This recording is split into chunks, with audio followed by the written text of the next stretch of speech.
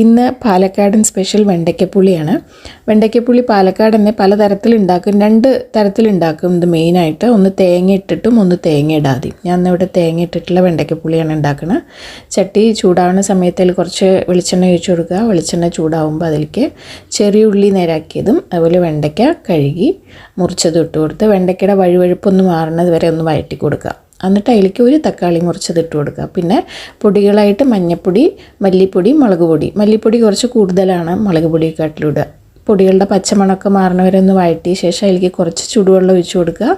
വെണ്ടയ്ക്കയും തക്കാളിയൊക്കെ നന്നായി വെന്ത് വരുമ്പോൾ അതിലേക്ക് കറിക്ക് ആവശ്യമായിട്ടുള്ള ഉപ്പ്, ഒരു ചെറിയ പൊട്ട് ശർക്കര ഇട്ട് കൊടുക്കുക കേട്ടോ, പുളിയൊക്കെ ഒന്ന് ബാലൻസ് ചെയ്യാൻ വേണ്ടിയിട്ട്.